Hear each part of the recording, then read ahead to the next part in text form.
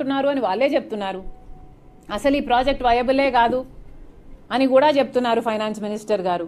మరి ఇన్ని తెలిసిన బీజేపీ పార్టీ ఇంతవరకు కేసీఆర్ గారి కాళేశ్వరం మీద ఎందుకు ఎంక్వైరీ వేయలేదు? మరి మీకు అవినీతి జరిగింది అని తెలిసినప్పుడు, ఒక జాతీయ పార్టీగా మీరు ఉన్నప్పుడు, కేంద్రంలో మీరు అధికారంలో ఉన్నప్పుడు మీరు వాచ్ డాగ్ కాదా? మరి మీరు వాచ్ డాగ్ అయినప్పుడు కేసీఆర్ గారి మీద ఒక రాష్ట్రంలో అవినీతి జరిగింది అని మీకు తెలిసినప్పుడు మీరు ఒక ఎంక్వైరీ అయినా వేయకుండా ఊరుకుంటారా? మరి మీరు ఊరుకున్నారు అంటే ఏమిటి అర్థం? మెగా కృష్ణారెడ్డి దగ్గర మీరు డబ్బులు తీసుకున్నట్టు అర్థమా, లేకపోతే కేసీఆర్ మీరు కలిసి పనిచేస్తున్నట్టు అర్థమా? ఎక్కడో ఢిల్లీలో కేజ్రీవాల్ గవర్నమెంట్లో అవినీతి జరిగింది లిక్కర్ ప్రాజెక్ట్లో అని ఆ లెఫ్టినెంట్ గవర్నరు కంప్లైంట్ చేస్తే ఆ ఎంక్వైరీలో మన తెలంగాణ కేసీఆర్ గారి బిడ్డ హస్తం ఉందని తేలింది. అక్కడ కేంద్రంలో అరెస్టులు చేశారు, కానీ ఇక్కడ అసలు దీన్ని లీడ్ చేసిందే, అసలు ఈ మొత్తం లిక్కర్ స్కామ్కు లీడర్ అట. బతుకమ్మ ముసుగులో బతుకమ్మ అని ఆడుతూ ఈ లీడ్ చేసిందే మనకి కవితమ్మట. మరి కవితమ్మని ఎందుకు అరెస్టు చేయడం లేదు? మరి మీరు అరెస్టు చేయడం లేదు అంటే 500 కోట్ల డీలు మాట్లాడుకున్నారు అని కూడా వాదనలు వస్తున్నాయి. మరి ఈడీ డీలు మాట్లాడుకుందా, లేకపోతే మీరు డీలు మాట్లాడుకున్నారా? బీజేపీ బీఆర్ఎస్ పార్టీ కలుసున్నాయా? మీరు ఎందుకు యాక్షన్ తీసుకుంటలేరు? అక్కడ యాక్షన్ తీసుకున్నారు, మరి ఇక్కడ ఎందుకు తీసుకోవట్లేదు?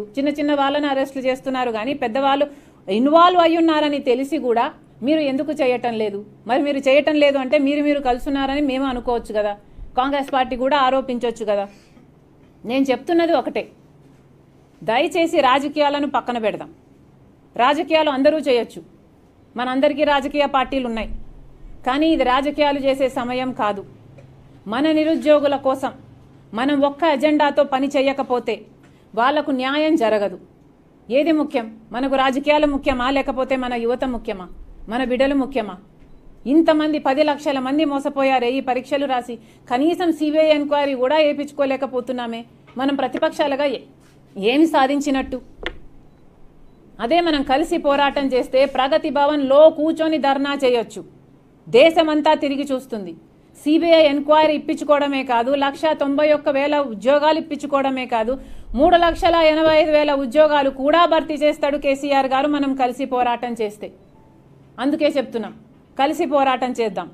మన రాజకీయాల కంటే కూడా మన బిడ్డలు మనకు ముఖ్యం. ఇది ఒక్క చెయ్యి, ఒక్క చేతిలో 5 వేళ్ళు ఉన్నాయి. 5 వేళ్ళు 5 రకాలు, ఒక వేలికి ఇంకొక వేలికి పోలిక లేదు. అయినా ఈ వేళ్ళన్నీ ఒకటైతే పిడికిలి అంటే బలం.